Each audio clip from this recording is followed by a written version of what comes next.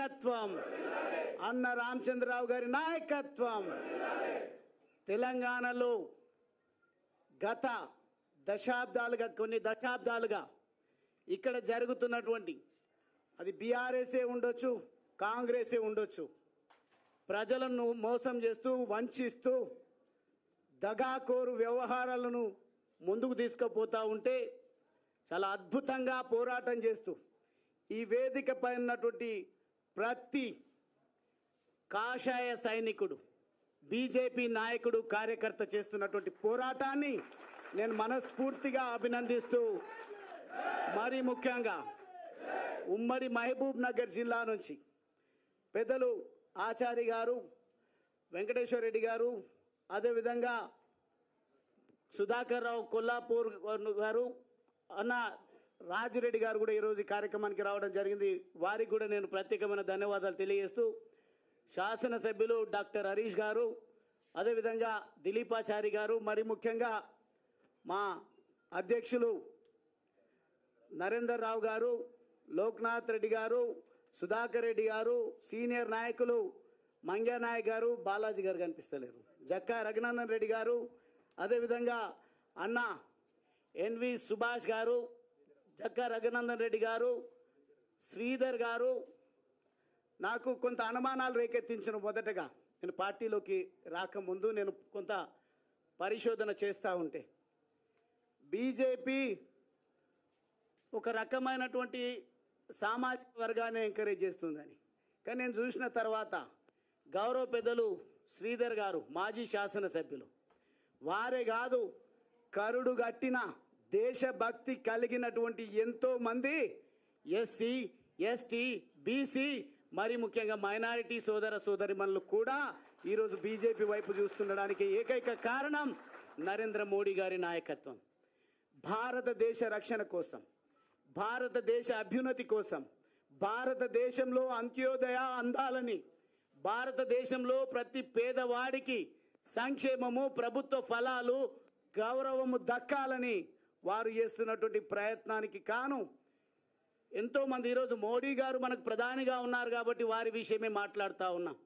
కానీ ఈ దేశ రక్షణ కోసం జాతీయ భావం కలిగినటువంటి ఎంతోమంది మహనీయులు దేశాన్ని అమ్ముడు పెట్టడానికి, తాకట్టు పెట్టడానికి, అదేవిధంగా గరీబీ పేరిట గరీబీ హటావో అనే స్లోగన్ను తీసుకొచ్చినటువంటి కాంగ్రెస్ పార్టీ దేశాన్ని అమ్ముడు పెట్టడానికి ఇంపోర్ట్ లీడర్షిప్, ఏదో బయట దేశం నుండి వచ్చినటువంటి లీడర్లను మన జాతి మీద, మన దేశం మీద వారు రుద్దేటువంటి ప్రయత్నం చేస్తే ఎట్లయితే తెలంగాణ రాష్ట్ర సాధన కోసం మనకు తెలిసినటువంటి ఉద్యమం ప్రత్యక్షంగా తెలంగాణ రాష్ట్ర సాధన ఉద్యమం.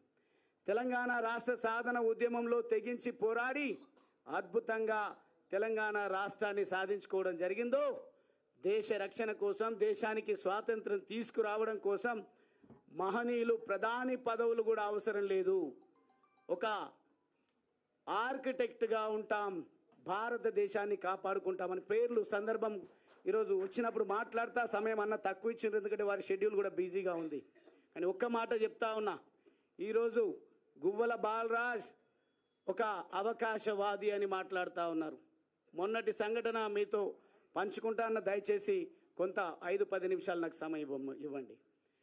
యువకులు ఉద్యమంలో చేరినప్పుడు యువకులు, యువతులు, మేధావులు, జర్నలిస్టులు, అదేవిధంగా తెలంగాణలో ప్రతి ఒక్కరూ తెలంగాణ రాష్ట్ర సాధన ఉద్యమంలో జేఏసీలుగా ఏర్పడి వివిధ పద్ధతుల్లో కుల సంఘాలు, ప్రజా సంఘాలు ప్రతి ఒక్కరు కూడా తెలంగాణ ఉద్యమం చేస్తూ ఉంటే నేను మీలాగా విద్యార్థి సంఘమో లేదంటే ప్రజా సంఘాల్లోనో కుల సంఘాల్లోనో పని చేసిన అనుభవం లేదు కాబట్టి ఎప్పుడు కూడా నేను విద్యార్థి నాయకుడిగా పని చేయలేదు. కాబట్టి నాకు ప్రధానంగా కనిపించింది టీఆర్ఎస్ పార్టీ. టీఆర్ఎస్ పార్టీలోకి ఎవరో చేరమని నన్ను ప్రోత్సహించలేదు. నాకున్నటువంటి లక్ష్యం చదువుకున్న యువకుడిగా ఒకవేళ ప్రజాసేవ చేయాల్సే వస్తే నేను ఒక ఆంటర్ప్రీనర్, ఒక వ్యాపారవేత్తగా ఉన్నా, చదువుతో పాటు వ్యాపారాన్ని నిర్మించుకొని ఏదో నా జీవనాన్ని నేను కొనసాగిస్తూ ఉన్నా. కానీ నేను నా అనుభవంలోకి వచ్చింది ఏంది అని అంటే, ఎంత పారిశ్రామికవేత్తగా ఎదిగినా నా అణగారిన వర్గాలకు, నా అంటే డైరెక్ట్గా నా పైన ముద్ర వేసేది దళితుల గురించి మాట్లాడుతున్నాడు గువ్వల బాలరాజ్ అని. బీఆర్ఎస్ పార్టీ ఎప్పుడైనా అవకాశం ఇవ్వాలి మాట్లాడడానికి అంటే దళితుల అంశాల విన్నే మాట్లాడాలి. లేదంటే ఎవరైనా వాళ్ళు చేసిన తప్పిదాలను ఖండించేటువంటి మాట మాట్లాడితే దళితునితోనూ మాట్లాడితే సెన్సిటివ్ అవుతుంది, బాగా మాట్లాడగలుగుతాడు అని ఆ అంశాల కోసమే వాడుకున్నారు. కానీ నా అంటే నేను ఇచ్చేటువంటి డెఫినేషన్ నిర్వచనం, పేదలు ఎవరున్నా పేదరికం నుంచి వచ్చినటువంటి వాడిగా ఒక వలస కూలి బిడ్డగా నేను పేదల సంక్షేమం కోసం, పేదల అభివృద్ధి జరగాలంటే ఒక ఆంటర్‌ప్రెన్యూర్‌గా, ఒక వ్యాపారవేత్తగా పెద్దగా నేను వరగబెట్టేది ఏముండదు. కానీ political power is master key అని నమ్మి నేను ఆలోచిస్తున్నట్టు తరుణంలో టీఆర్ఎస్ పార్టీ ఉన్నది, అదేవిధంగా తెలుగుదేశం పార్టీ ఉన్నది, కాంగ్రెస్ పార్టీ ఉన్నది. కాంగ్రెస్ పార్టీ అధికారంలో ఉన్నది, తెలుగుదేశం పార్టీ పటిష్టంగా ఉన్నది, రకరకాల మాటలు చెప్తూ. కానీ నాకు కనిపించింది టీఆర్ఎస్ పార్టీ సిద్ధాంతకర్త మహనీయులు ప్రొఫెసర్ జయశంకర్ గారి ఆశయ సాధన, ఈ అంశాలన్నింటినీ కూడా పరిగణలోకి తీసుకున్నప్పుడు వారే టీఆర్ఎస్కి సిద్ధాంతకర్త కాబట్టి, ఆయన ఒక త్యాగధనుడు కాబట్టి ఆ పార్టీలో మనం చేరిపోదామని సొంతంగా నిర్ణయం తీసుకున్న తప్ప కొంతమంది మాట్లాడుతున్నారు గువ్వల బాలరాజ్కు అవకాశం ఇచ్చినామని. గువ్వల బాలరాజ్ అవకాశాలు వెతుక్కొని ప్రజాసేవ కోసం వచ్చిండు. గువ్వల బాలరాజ్ ఎదగడానికి కాదు అనేది ఈరోజు మీ ముందు కూడా స్పష్టం చేస్తా ఉన్నా. ఈరోజు కూడా భారతీయ జనతా పార్టీలో వీరు చేస్తున్నటువంటి ప్రయత్నాలే తప్ప కరుడుగట్టిన బీఆర్ఎస్ కార్యకర్త మేము ఎట్లా అడుగుతామో అని సంకోచంలో అప్పుడప్పుడు ఎక్కడన్నా అన్న వాళ్ళు కలిసినా చేరండి అని కొంత నవ్వుతూ మాట్లాడిండు తప్ప సీరియస్గా ప్రయత్నం చేయలేదు. మా లోపల మాత్రం వ్యతిరేకత ఉడుకుతూ ఉంది.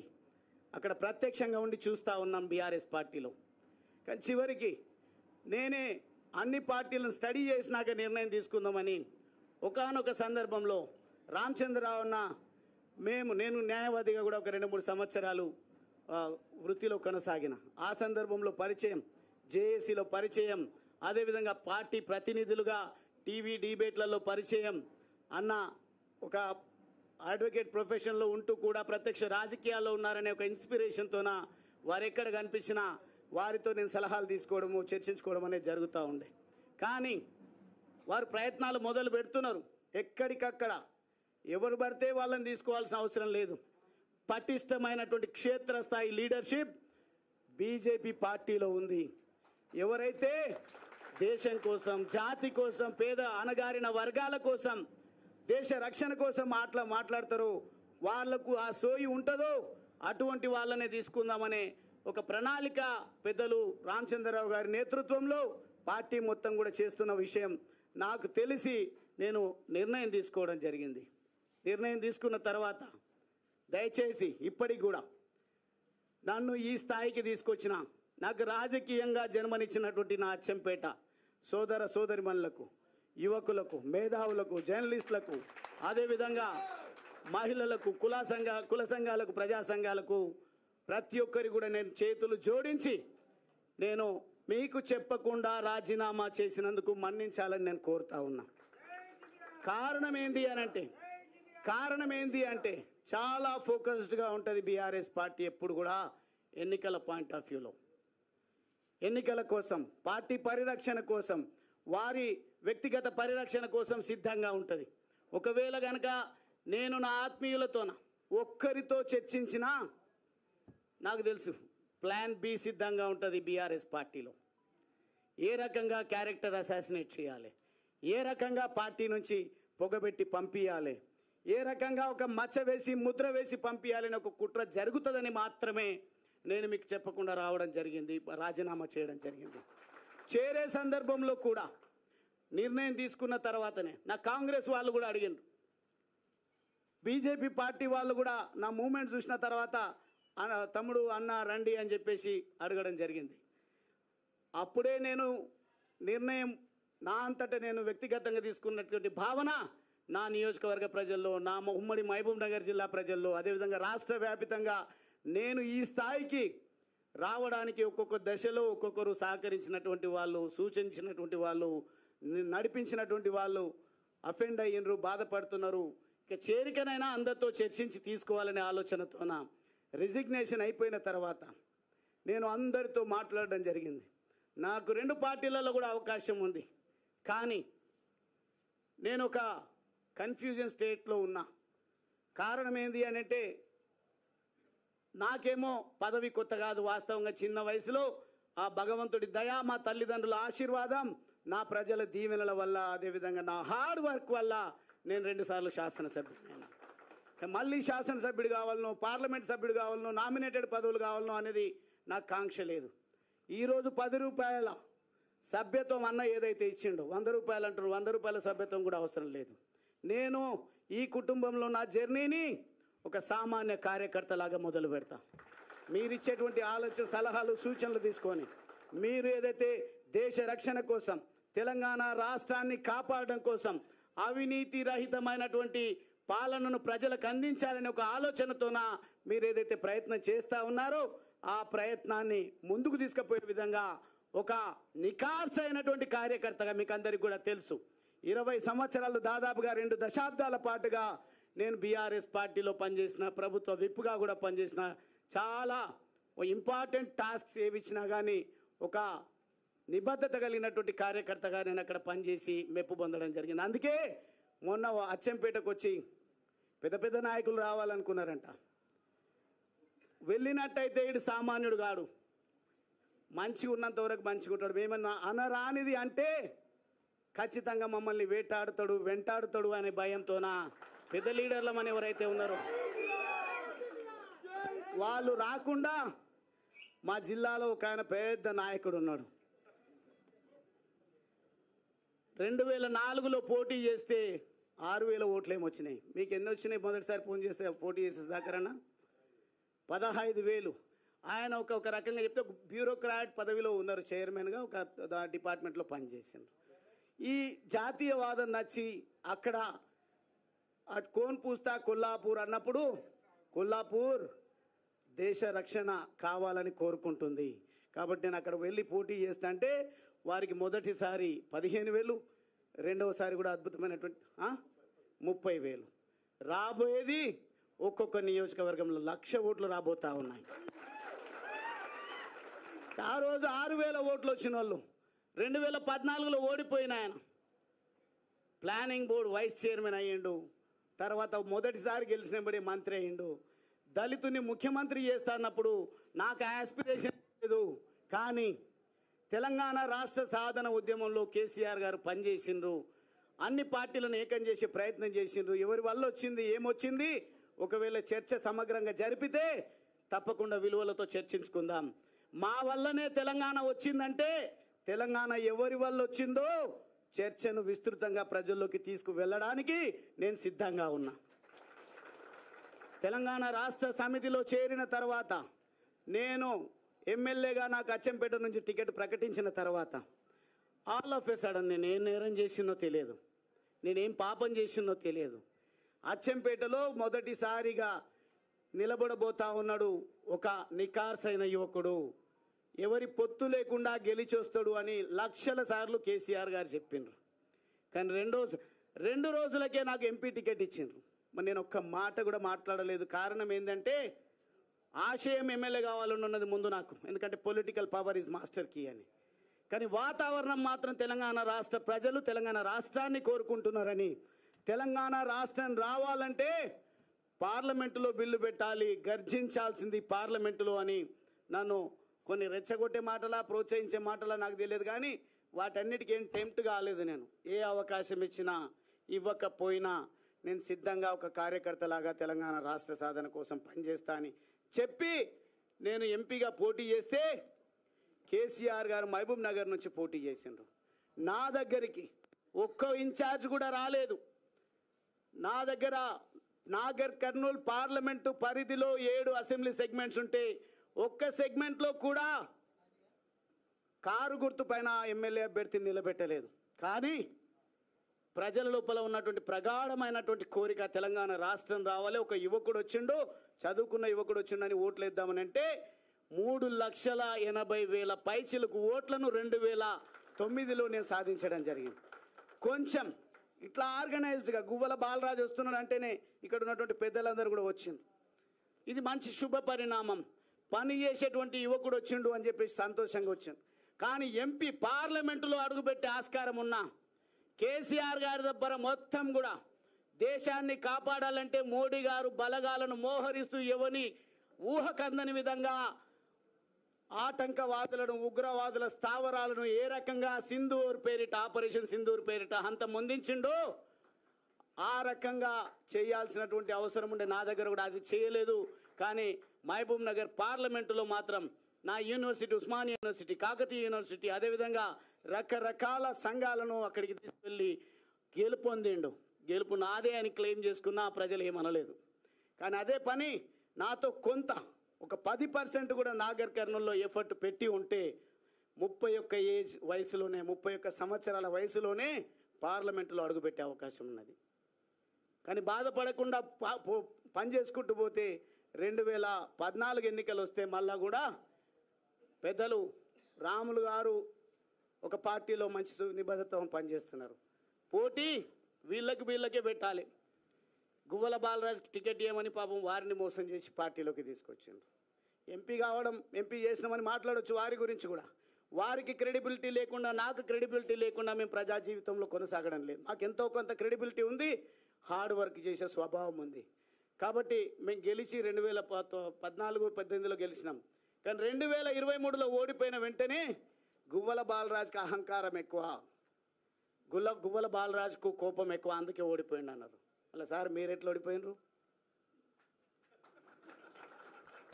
30 మందిని మార్చింటే చాలు మళ్ళీ అధికారం మాదే వచ్చేది.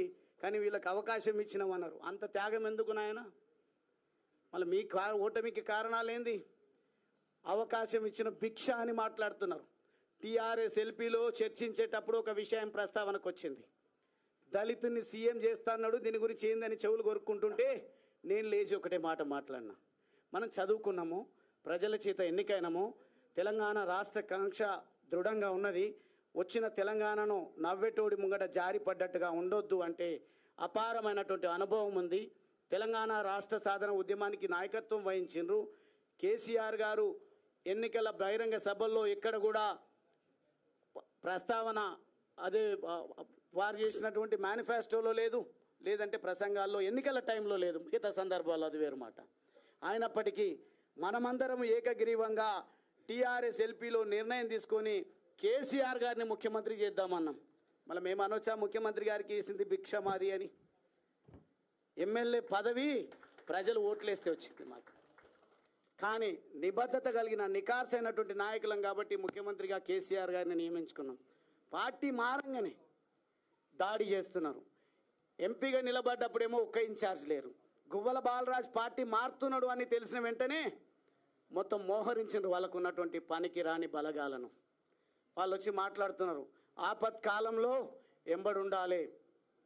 ఆయన చాలా గొప్ప పని చేసి వచ్చిండు ఒక ఆయన మాట్లాడుతున్న ఆపత్కాలంలో కేసీఆర్ గారిని కాపాడుకోవాలి. నేను కాపాడదలుచుకున్నది, నేను త్యాగం చేయదలుచుకున్నది నా పేద వర్గాల కోసం. నా పేద వర్గాలను ఎవరైతే కాపాడుతారో వాళ్ళకు జతగట్టి నా జీవిత కాలం పనిచేయాలని నిర్ధారించుకొని వచ్చిన ఒక ఆషామాషి నిర్ణయం కాదు బీజేపీలోకి రావడానికి. అది నా సొంత నిర్ణయం కాదు. ప్రజల ఆలోచనలు చాలా దృఢంగా ఉన్నాయి. ప్రజలందరూ కూడా మోడీ గారి నాయకత్వాన్ని విశ్వసిస్తూ ఉన్నారు.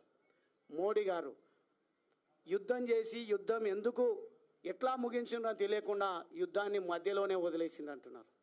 మీకు ఎకానమీ గురించి తెలియదు, దేశ రక్షణ విషయంలో బాధ్యత కలిగిన ప్రభుత్వం ఏ రకంగా వ్యవహరించాలో తెలియదు, ఆ ఆపరేషన్ ఎట్లా ముగించినరో తెలియదు, ఎంత గొప్ప హెచ్చరిక ప్రపంచానికి మోడీ గారు చేసిందో తెలియదు. కానీ ఆపరేషన్ సింధూర్ విఫలమైందని విఫల మాటలు, విఫల ప్రయత్నాలు, మాకేమైనా ప్రజలు ఓట్లేస్తారనే పద్ధతిలోన డైరెక్ట్గా మోడీ గారిని ఎక్కుపెట్టి మాట్లాడుతున్నారు. మీ స్థాయి అది కాదు. వాస్తవంగా ఈరోజు నేను కొన్ని విమర్శలు నా పైన చేస్తే నేను కూడా చేయడం జరిగింది. చేసినప్పుడు బచ్చాగాడెవడో మాట్లాడుతున్నాడని, నాకంటే 6 నెలల్లో సంవత్సరమో వయసు పెద్ద కేటీఆర్ గారిది, నన్ను బచ్చాగాడు అంటున్నారు. మీరు మొదటిసారి గెలుపొందింది మీ మొత్తం శక్తిని ఖర్చు పెట్టి గెలిస్తే 300 200 ఓట్లతోనో శాసనసభ్యుడిగా ఎన్నికైనరు. ఒక వలస కూలి బిడ్డనైన నేను పార్లమెంట్ అభ్యర్థిగా నిలబడితే ఒక్కరు కూడా పని చేయకుండా ప్రజల గుండెల్లో ఉన్నటువంటి తెలంగాణ వాదం, ప్రజల గుండెల్లో ఉన్నటువంటి పేదవాడి పైన ప్రేమ, కులం చూడలేదు, మతం చూడలేదు, నాకు అద్భుతమైన ఓట్లు వేస్తే కొన్ని ఓట్లతో త్రుటిలో ఓటమి పాలు కావడం జరిగింది. ఆ ఓటమితో కుంగిపోలే. కానీ ఈరోజు మీరేం చేస్తున్నారు? ఒక్కసారి ఓడిపోగానే అసహనంతోన ఎవరిని పడితే వాళ్ళని ఇష్టం వచ్చినట్టు మీరు మాట్లాడాల్సింది, మీరు ధర్నాలు చేయాల్సింది, మీ మీటింగ్లు పెట్టాల్సింది. మిమ్మల్ని అనొద్దు ఆ మాట. మళ్ళీ నేను కూడా అదే కేటగిరీకి చెందినటువంటి వాడిని అయితే మిమ్మల్ని పక్కన పెట్టి కారణాలు ఏవైనా ఉండొచ్చు. 10 మంది ఒక విలువలు లేని పార్టీలకు వెళ్తే వాళ్ళ ఇంటి ముంగట ధర్నా చేయలేదు, వారి గురించి ప్రశ్నించలేదు. నాకు ఏ పదవి లేదు. ఇప్పుడు జిల్లా అధ్యక్ష పదవి ఉంది, అది వేరు మాట. నేను ఎన్నికైన ప్రజాప్రతినిధి కాను ఇప్పుడు. కానీ నేను నా నిర్ణయం మేరకు నేను బీజేపీ పార్టీలో చేరుతా అంటే నన్ను రకరకాల ఇబ్బందులు, మీరు సోషల్ మీడియాలో వాళ్ళ గ్రూపులలో వాళ్ళు పెంచి పోషిస్తున్నటువంటి యూట్యూబ్ ఛానళ్ళల్లో ఎట్లా మాట్లాడిస్తున్నారు. నన్నే కాదు, ఈరోజు నా సతీమణి రావాల్సి ఉండే. మాకు దేశభక్తి దైవభక్తి ఎక్కువ, సెంటిమెంట్స్ కూడా ఎక్కువ. నేను ఏ ప్రయత్నం చేసినా నా ప్రయత్నంలో విజయం సాధించాలి నా భర్త అని మా తల్లిదండ్రులు ఆశీర్వదించి పంపిస్తే నా సతీమణి తోడుగా వస్తుంది నా వెంబడి. కానీ ఆమె పైన నోటికొచ్చినటువంటి పదజాలంతో ఇష్టారీతిలో మమ్మల్ని కుంగిపోయే విధంగా మీరు ఏదైతే మెసేజెస్ పోస్టులు పెడుతున్నారో దయచేసి ఆపండి. ఆపకపోతే చట్టపరంగా చట్టం తన పని తాను చేసుకు వెళ్ళే విధంగా మేము కోర్టులను సంప్రదిస్తాం, రకరకాల వేదికలను సంప్రదిస్తాం. వినకపోతే ఇక్కడున్నటువంటి దమ్మున్నటువంటి కార్యకర్తలు, నాయకులు, నా అక్కా చెల్లెల అండతో మీకు ఏ రకంగా బుద్ధి చెప్పాలో చెప్తామని ఈ సందర్భంగా తెలియజేస్తూ, నా చేరిక విషయం కానీ నా పార్టీ మార్పు విషయం కానీ దయచేసి పెద్దగా మాట్లాడాల్సిన అవసరం లేదు మీకు.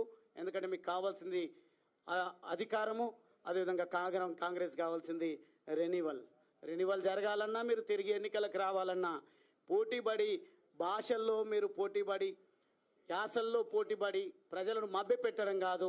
కేసీఆర్ గారు చెప్పిన మాట, గెలవాల్సింది మీరు, మీ నాన్న, లేకుంటే ఇంకొకరు కాదు. గెలవాల్సింది పెద్దలు కేసీఆర్ గారు చెప్పినట్టుగా ప్రజలు గెలవాలి. రాజకీయాల్లో పార్టీల గెలుపు ముఖ్యం కాదు. ఎవరైనా గెలవని, గెలిచిన వాళ్ళ బాధ్యత ప్రజలకు ఇచ్చినటువంటి హామీలను నెరవేర్చడం.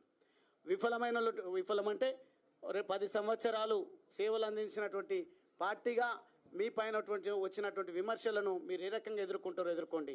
కానీ మీ దగ్గర ఏదో ఆశించి పనిచేస్తున్నటువంటి నాయకులను, మీ పైన వస్తున్నటువంటి విమర్శలను ఖండించేదానికి వాడుకోకండి.